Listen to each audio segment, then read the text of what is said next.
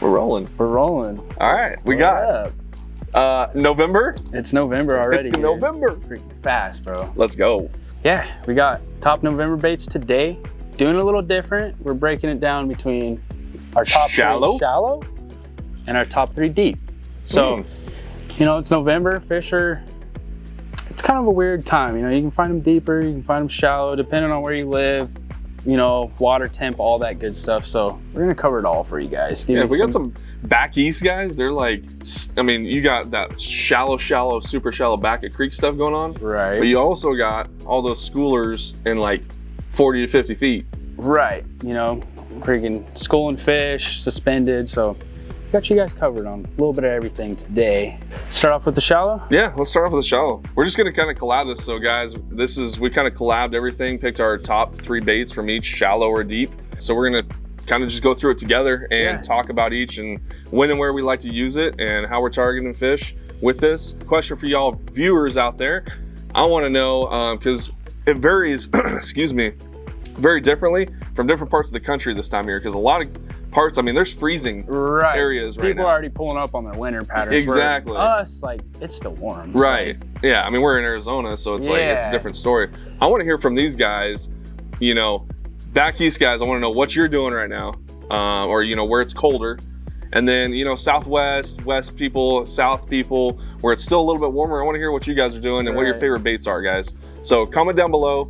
And don't forget to like and subscribe. But let's get into it. Let's go into some shallow. Let's get it. All right, so one of my favorites, November has been notorious for me in catching them on a flat side crankbait. Yeah, it's just, it's hard to beat, dude. It catches big ones, catches small ones, catches everything, dude. All of them. One of my all-time favorites, and I've got a couple different options we'll talk about here, guys, but one of my all-time favorites is the Flat Finesse F4. It comes with great stock hooks, you know, computer board lip there. This is gonna get down to your 5 and 6 foot, you know, depending on pound test line, which we'll talk about too in these shallow cranks, which is a big factor to me. Yeah. But you can hear it, showing to my mic. Nice loud knock in that F4. So I like to use this a lot on aggressive fish typically, or when I'm just trying to cover water pre-fishing for a derb and I need to find some active feeding fish. Right, I'm going with that guy. Lots of great colors from 6th Sense in those. Can't go wrong. This one's lavender shad, one of my favorites. But then you're gonna get into a little bit different, a little bit more silent stuff, you know, like the Evergreen Flat Force. This is gonna go a little bit shallower. Yeah, a little shallower running, a little more, I think it's more on the finesse side. I agree. Not as loud, not as powerful as the 6th Sense one. So, you know, they get a little timid on your spot. They're eating that 6th Sense one, you pull up with that Flat Force. It's a good kind of follow-up. 100%. I like to have, I mean, typically, I don't know about you, but tournament-wise, I like to have, especially if I'm on a crankbait bite and going into a tournament, have that silent option and that loud option. Exactly. So that if I get fish that get finicky or pressured from other anglers or whatever it may be, or, you know, high pressure from a different day, I'm gonna switch up to a shallow one, and that's gonna catch you a few more fish, guys. Switching up to that shallow, a little bit more finessey. And this is gonna go a little bit shallower too, so there's some key areas, you know, whether you're up in the sticks at Roosevelt, back to creeks at Pleasant or Bartlett. I mean, you name it, that's definitely one I like to pull. And then one of Tate's favorites, we were just talking about that one there, Tate. This is the Little John 50 right here.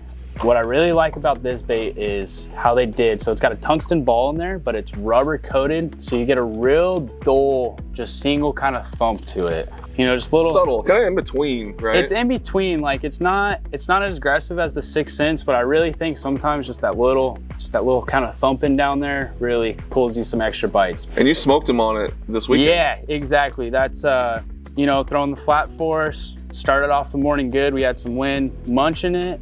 Kind of died down a little bit. We went with this a little more subtle, that little duller sound to it, and started picking them up again on that. What lake were you at? Roosevelt Lake, Arizona. Yes, sir. Let's go. Yeah, these come through the wood great. I mean, you know, they're not a full like square bill, but they'll still come through that cover no problem. So I think there's something special too when the water cools down and you're fishing like those trees, right? Especially trees, talking not rock, trees, is that deflection on the flat sides. It's different.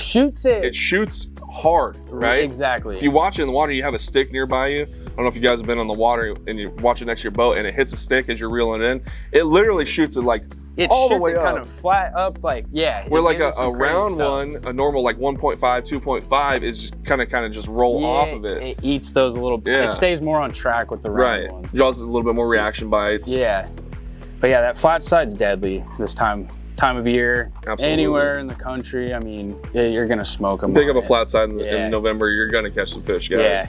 So that's number one right there, is get you guys some flat sides and get you on some fish.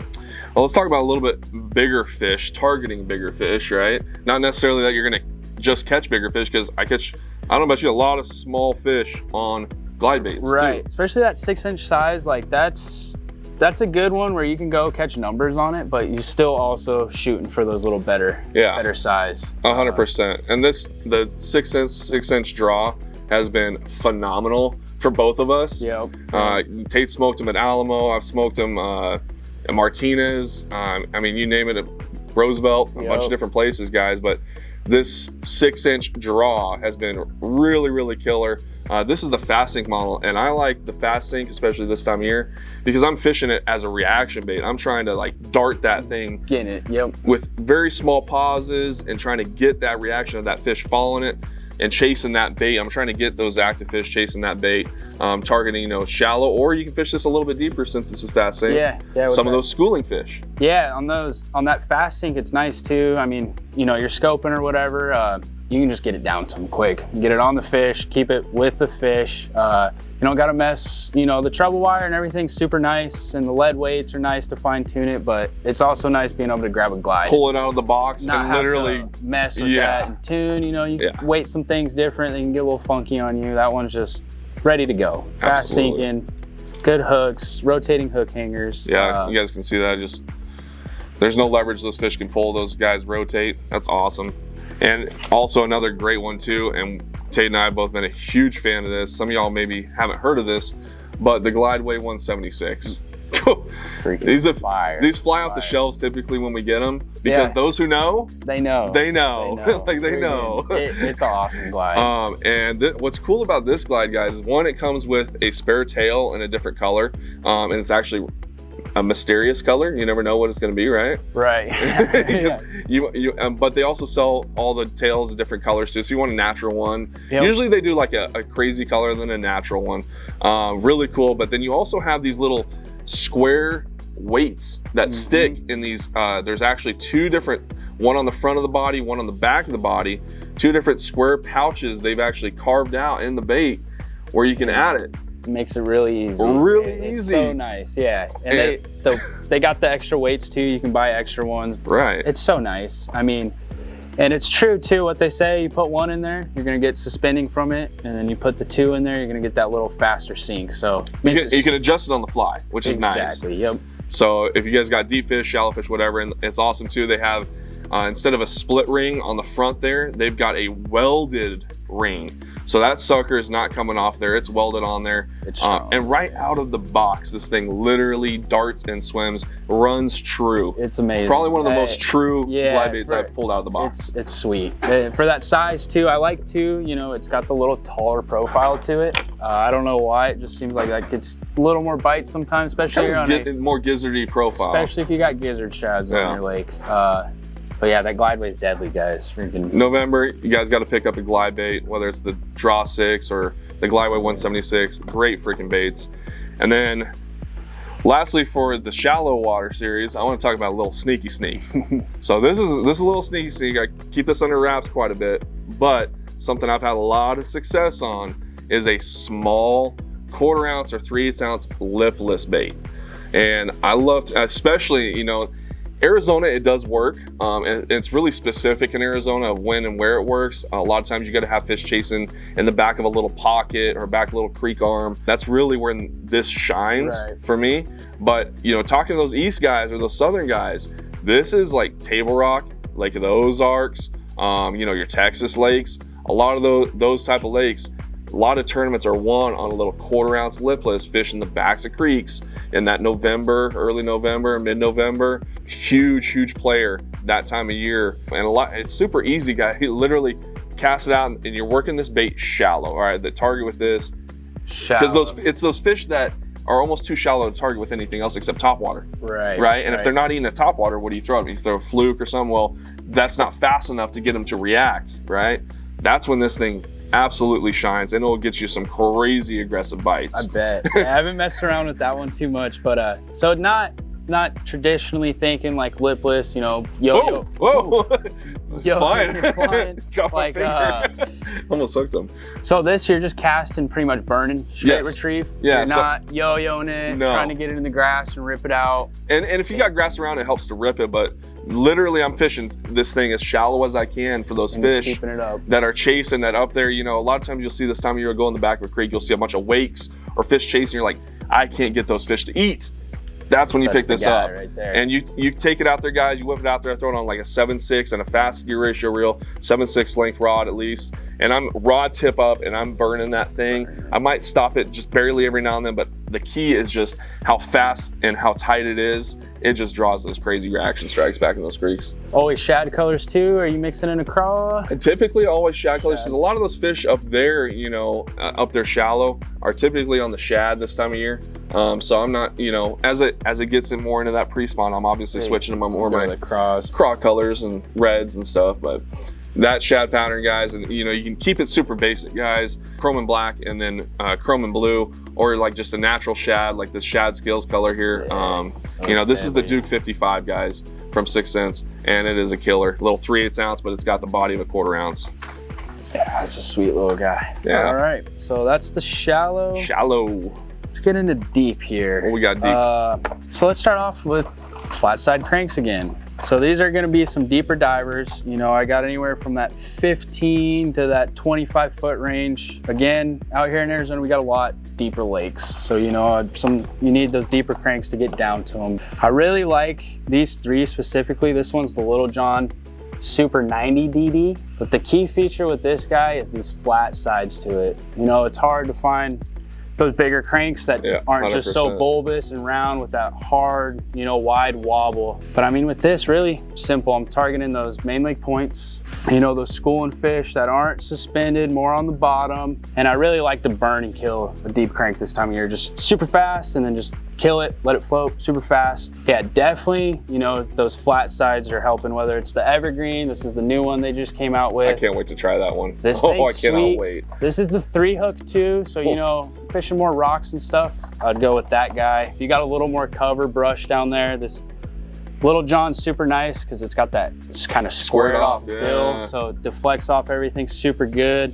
6 Cents also kind of got on this train too with the bigger flat side with the PD series. It's just a super fun way, you know, especially if you find them grouped up a little deeper, they're closer to the bottom.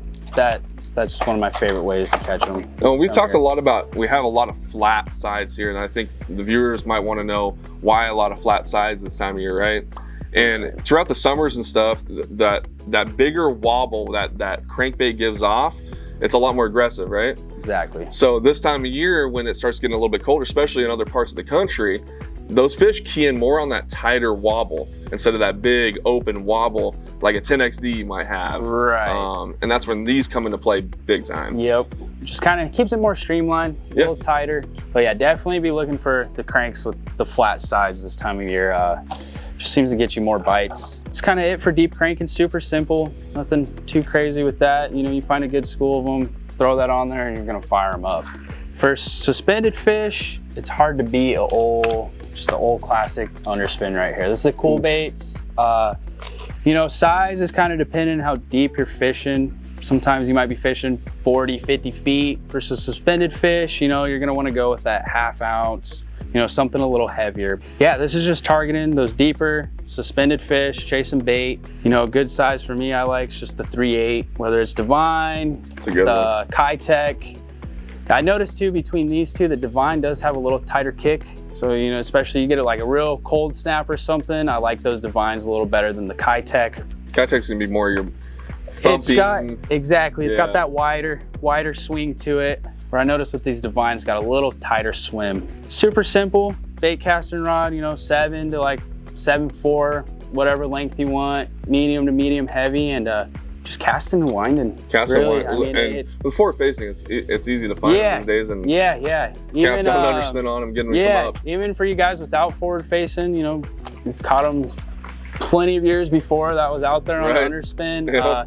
Just go out there with your side scan or your sonar, find those rainbows on some structure you know is there, and you know, mark them and go back and cast on that spot, and you'll figure it out too, kind of where they're sitting, how far you need to let it sink, all that good stuff.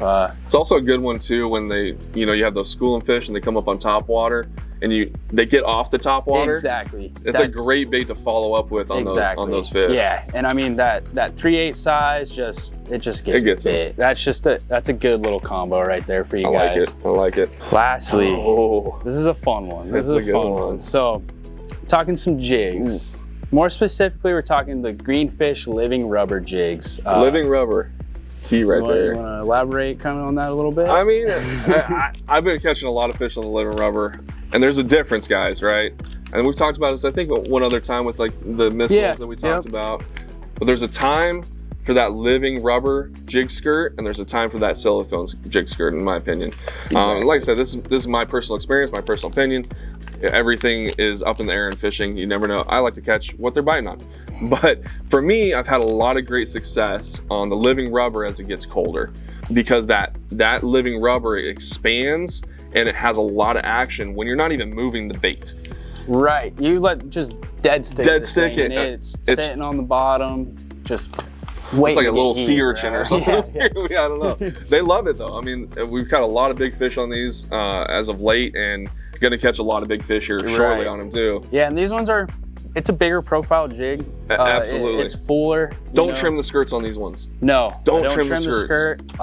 Leave it big. Right now too, at least for Arizona, how I feel, like I can still get away with the trigger crawl, no problem. I don't have to go to, you know, one of the pork trailers or something with no action at all yet. It's still warm enough where they'll eat. It's hard to beat just a 4-inch trigger crawl on here. Absolutely. But they do have the 2 different heads. So this is the football head style. You know, of course, more rocky I like. And then this is the little rubber jig. You know, you get kind of more of that archy style, you know, especially if you guys are like skipping boat docks, something like that. That archy head is gonna come more in shine brush, boat docks. You got just rock out there. I would definitely go with the football style head. It's just a super fun way, and it gets big bites too. It does, especially this time of year. I mean, Roosevelt, I was just guiding there literally last week, and we caught a ton of fish on a jig. And I noticed when we had the crawl ball on, we were getting bigger bites than a regular, you know, skirted typical jig. And I think like he was talking about, it gives a bigger profile overall. Exactly. Might not necessarily get as many bites, but the quality was better overall by far. Right. I noticed too, pay attention when you guys are buying, you know, the sizes, 1/2 ounce, 3/4. When you pair, you know, kind of bulkier trailer and you got a bulkier jig, that 1/2 ounce is gonna fall slower than your traditional, normal, you know, regular Bass Patrol football jig with a smaller trailer on there. So just keep that in mind. Good point. You know, like usually I kind of go like 3/4, really a 1/2, gonna fall like a 1/2, and then 1/2, 3/8, and kind of so on. 100%. But yeah, if you're, you know, fishing with the 1/2 ounce and you're like, dude, this thing ain't getting down there, right. just keep that in mind. Your trailer and all that's going to affect the rate of fall on the bait. And you can also change it up too, guys, you know, with a different trailer to change up that fall. Exactly. You know, you go to more of a beaver style that's going to have just almost nothing, you know, just 2 pinchers, and it's not moving a whole lot. I like that more towards the winter time, but you know, you can switch it up for your different rates of fall too with that. Also too, I want to point out just one other thing with, you know, going back to here to the shallow really quick. The flat side stuff, guys, it's really important. I can change the depth of these crankbaits. Same thing with the deep crankbaits. We can change those depths, not necessarily with what crankbait we're throwing, but more with what line size and what line we're throwing. Right. So I'm throwing these right now. If I'm throwing a square bill up in the sticks at Roosevelt and I'm fishing 4 foot or less, I'm throwing 20-pound tests. Exactly. I'm beefing it up because that bigger diameter of that line is going to keep that bait higher. It's not going to allow it to go as deep. And now if I'm fishing some deep rock ledges at Pleasant, you ain't got much cover around. You got much cover to mess around with. I want to get that little bit deeper action on it, going to like 12, maybe 14. Yep. So keep that in mind, guys. That's it, guys. Freaking, there's your top November baits. We'll make sure to link them all below for you guys. And thanks for watching. Thanks for watching, guys. Go catch the fish.